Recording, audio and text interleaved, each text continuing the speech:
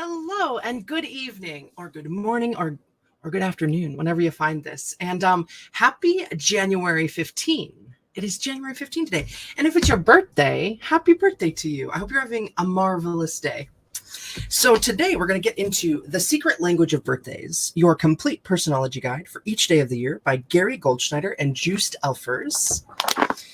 So let's learn a bit about it. January 14 is called wrong one. January 15 is called the Day of Heroic Inevitability. Hey, Genevieve, I hope you're having a good start to the week. Happy Monday. So the Day of Heroic Inevitability, month January, day 15, your sign is 23 to 26 degrees Capricorn. It is, the period is Capricorn 3, and we're talking about sun signs, and you're a cardinal earth sign. Hey, Deanne, I knew I'd see you sooner than later, man. Welcome in. Happy Monday. Those born on January 15 inevitably encounter the theme of heroism in their lives. It is incumbent on them, at some point in time, to find their fearless center, and after discovering it, rely on it thereafter in crisis and stress situations. Often those born on this day are unaware of their heroic nature until fate calls up a challenge, which reveals it in full flower. Up to this time, it is quite likely that they lead a fairly moderate, perhaps ordinary life. The event or events that lead to this self-actualization are likely to occur in their late 20s. January 15 people often manifest some form of hero worship or other romantic fixation in their childhood with a real or fantasy figure. This person may even be one of their parents, but more likely it is a surrogate to whom they are drawn. Assuming the role of hero or heroine can be like an act of initiation, a rite of passage for January 15 individuals, and they may have difficulty furthering their development until it has taken place. Some born on this day only fulfill such a destiny when they themselves become parents and occupy a heroic place in their own children's eyes. January 15 people may or may not be social individuals, but they are magnetically drawn to certain key figures in their early 30s who not only inspire them, but also aid them in their process of self-discovery. These guides, teachers, or mentors usually have a profound influence on their career. Love, or at the very least, deep friendship and affection, usually figure prominently in this relationship. Expressing rebelliousness is a key part of maturing for January 15 children and young adults. They feel unfairness very keenly and are therefore ready to fight against any form of oppression or intolerance which they encounter. Many born on this day have an agreeable, even innocent exterior which belies their inner strength. Those who attempt to take advantage of January 15 people because they suspect them of weakness, naivete, or gullibility will have quite a surprise in store for them. January 15 people learn quickly from their experiences and generally subscribe to the saying, "Fool me once, shame on you. Fool me twice, shame on me." Jen, Emoji King, welcome back. Welcome in. Good to see yous. Happy Monday. January 15 people must beware of their tendency to allow those who may hurt them access to their inner circle. On the other hand, they must not build an iron wall around themselves after having been betrayed or humiliated. Finding a balance between openness and security is a real challenge. Finally, January 15 people must beware of giving themselves over to sensual pleasures for which they have a weakness. At times, their energy can get sidetracked into matters unworthy of their consideration. They should also temper their desire to control their environment and remain open to evolutionary growth and change. Everybody does play the fool. Yeah. I've said before, I've played the fool probably more often than not. But, the learning and the growing, it's a wonderful thing. At least when we're the fool, we're coming from a place of innocence and naivety, but like the learning and the growing then gives us a better background, hopefully, for the next encounters of life. All right, numbers and planets. Those born on the 15th day of the month are ruled by the number 6, 1 plus 5 equaling 6, and by the planet Venus. Those ruled by the number 6 tend to be charismatic and sometimes even inspire worship in others. However, for January 15 people, the combined influence of Venus and Saturn, Capricorn's ruler, lends a very complex emotional nature that can spell problems and frustrations in relationships. Often deep-seated conflict with one parent has to be worked out before further growth is possible.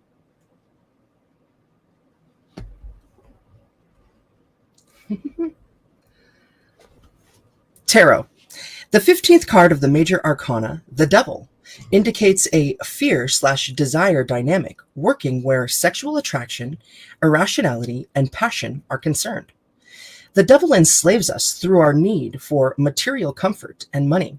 He represents our base nature, grasping for security.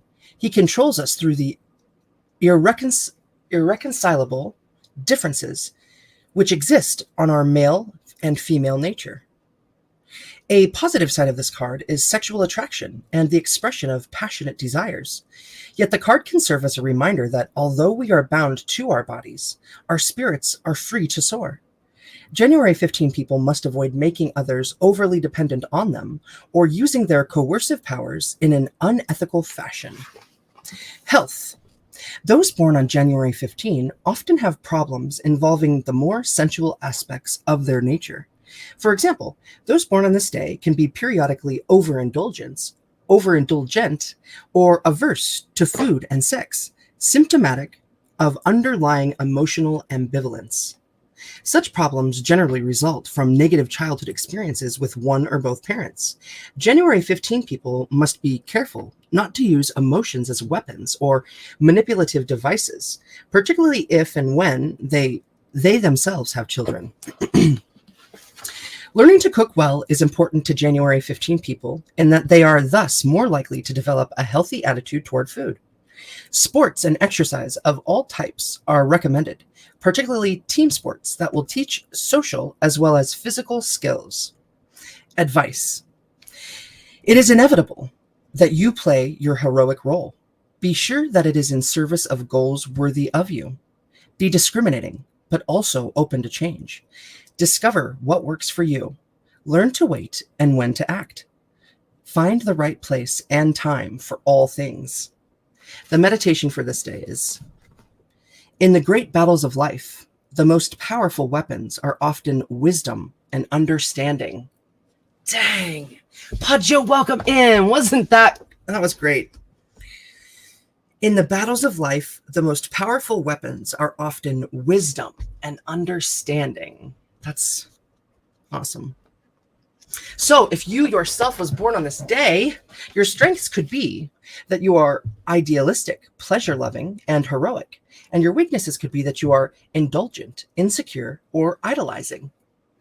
All right, now we go to those born on this day. Wow, right? First one up, Dr. Martin Luther King Jr., American Nobel Peace Prize-winning civil rights leader, pastor, founder of Southern Christian Leadership Conference, and he was assassinated. Joan of Arc, French visionary, saint, military leader, burnt at the stake. Gamal Abdul Nasser, Egyptian president. Molière, a French playwright. Misanthrope.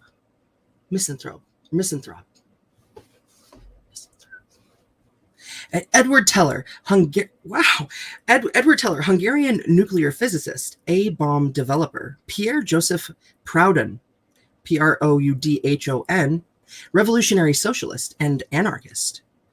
Aristotle Onassis, a Greek shipping magnate. Mario Van Peebles, a film actor, director, New Jack City, a film actor and director of New Jack City and Posse. Gene Krupa, jazz drummer of the Benny Goodman Band. Cardinal John O'Connor, New York Catholic leader.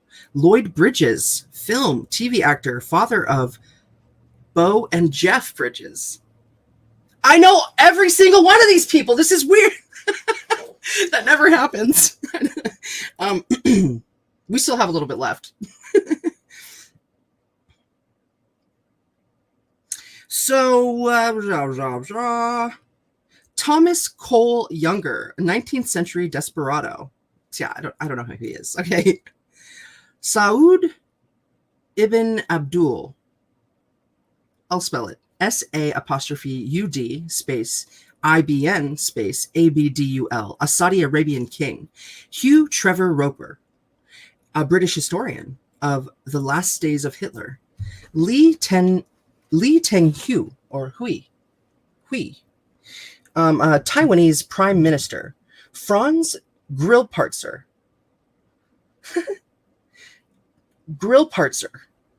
Australian playwright. Captain Beefheart, a rock musician, singer, and songwriter. Margaret O'Brien, a film actress. Maria Schell, Schell, Viennese-born stage and film actress. And then we have Stanislaw Wyspianski, Wyspianski,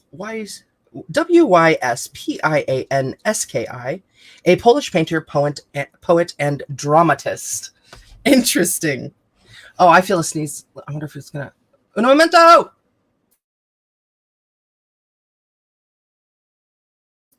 Oh, excuse me. All righty. Now, interesting. Has anybody ever actually gone and listened to Martin Luther King Jr.'s speech? The whole thing, not just the bit that we always hear. It is powerful. I encourage you to take a listen or read it. It is really powerful. It's amazing. It's just amazing. All right, so now that we've done that bit, we've learned a little bit about the energy coming through on January 15. I now welcome you to the Daily Oracle Pull, and we are going to be reading from The Angels and Ancestors Oracle Cards by Kyle Gray, The Universe Has Your Back by I said this wrong yesterday. It's Gabrielle Byrne. Gabrielle, yeah. And then I'm also going to pull a Mudrix card for Awakening the Energy Body. And this one is by Allison De Nicola.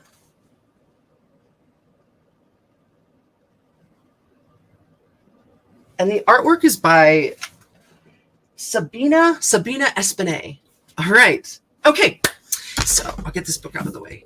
Oh, also, if anybody happened to listen to yesterday's Oracle card and all that we did, that stone that I was talking about, the Star Trek walkie-talkie, it's called Azeztulite. Azeztulite. Azeztulite. I'm thinking I might do a stream about it. Anyhow, I just thought I'd throw that out there. Okay, so let's get a little prayer. I did pull these cards out beforehand. After we get a little prayer of these cards, we'll pull them out and read some symbolism together. Spirit, thank you so much for always guiding me and being with me every breath and every walk of my life.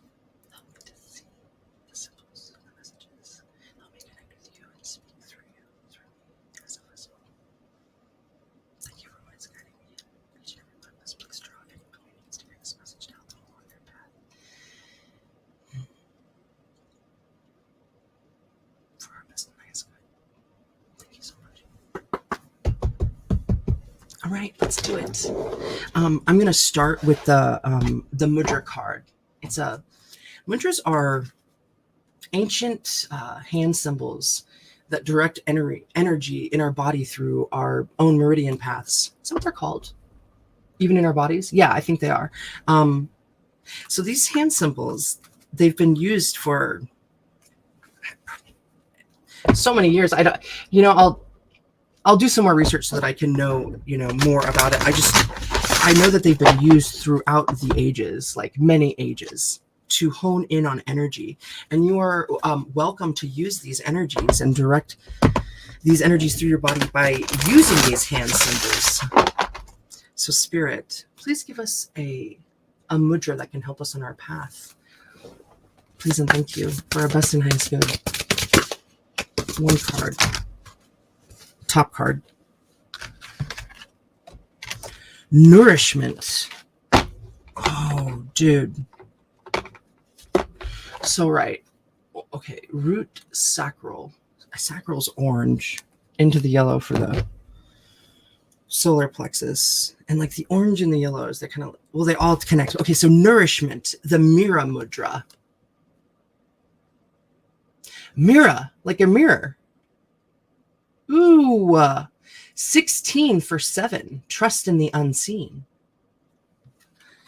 So, this Mira mudra, it assists in inner nourishment, breath, and serenity. The benefits are that it promotes abdominal breathing. So it promotes abdominal breathing, provides relief for asthma. It supports the reproductive and eliminatory and urinary systems. It directs breath to the sacrum, the lower back, and pelvis. The instructions are: join the tips of the thumbs to the tips of the pinkies on the same hand. Bring the joined finger and thumbs of each hand to touch at the tips. Extend other fingers up and join the tips of the ring fingers together. Allow hands to rest in lap just below the navel. Relax shoulders and lengthen spine. Your focus is: my natural breath flows in calm and nourishing waves. That way. Good to see you.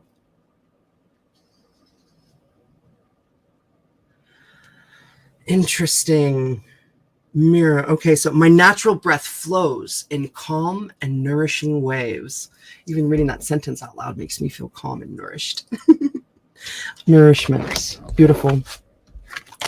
All right, let's get our main message out for today from the Ancestors and Angels Oracle deck. You were hibernating. Welcome back. For this advancement.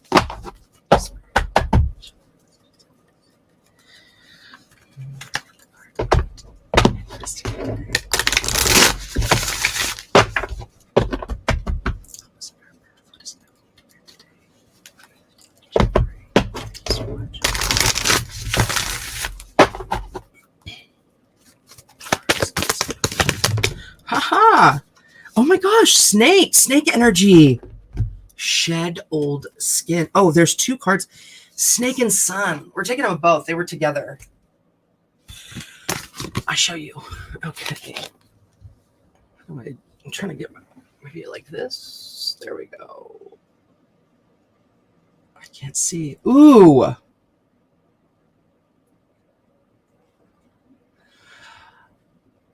Beautiful. All right. So, Snake, shuttled skin, and Sun, enjoy success and happiness. Wow. Well, I mean, doesn't that really say it?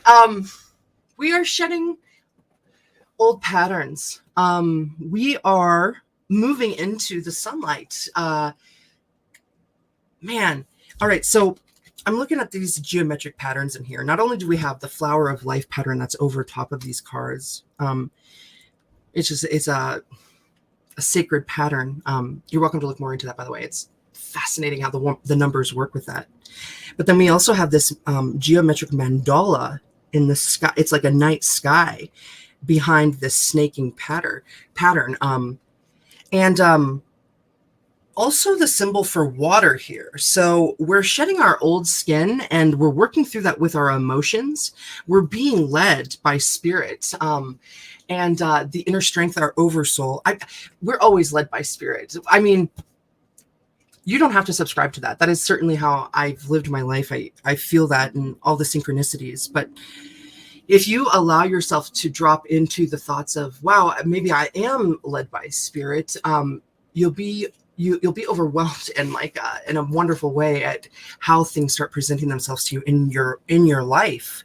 So when we shed our old skin and we don the new, it's like you're in a brand new shiny place and you're learning brand new things about who you are, and the things of the past, they don't have such a hold on you.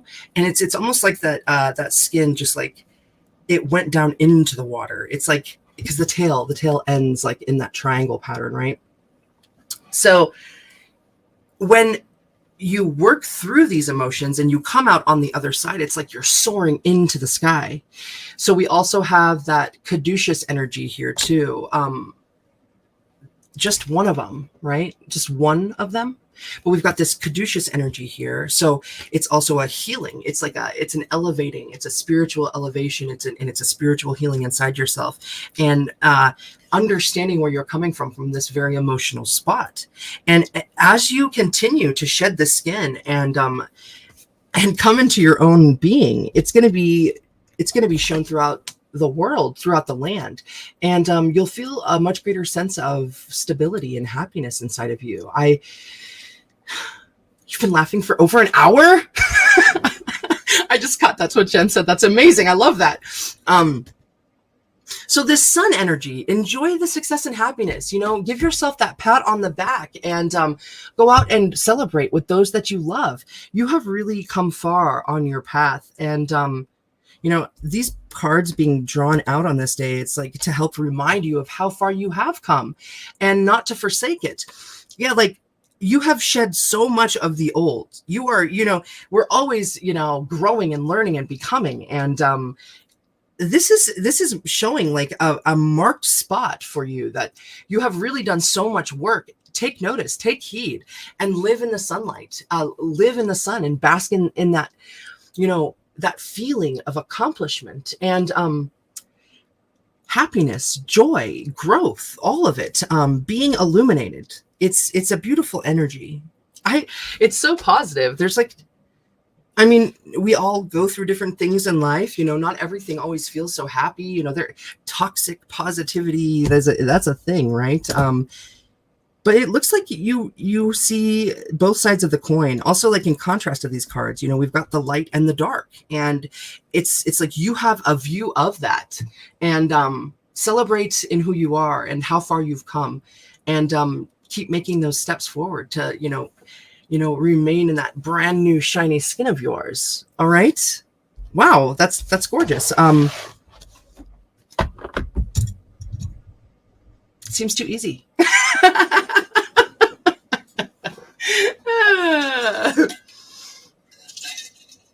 Okay, so I'm gonna get one last card out from The Universe Has Your Back. All right, y'alls. One last message for the energy of the day. Yeah, man, putting things to bed and looking forward towards that golden future. Woo! All right, one message, please. One last message. One card for the energy of January 15th. The halfway mark between this month. Halfway through the first month of this year. All right, for our best and highest good. A message, please and thank you. Boom. That was way fast. I recognize that I have chosen fear, and I choose again. I choose love. Okay, too, that new moon energy, that is very similar to what our moon is looking like right now. Except for you would actually see the light on this side. Because yeah, we're growing in light right now. But I recognize that I have chosen fear and I choose again. I choose love. Right? It's the shedding of the old. And like there's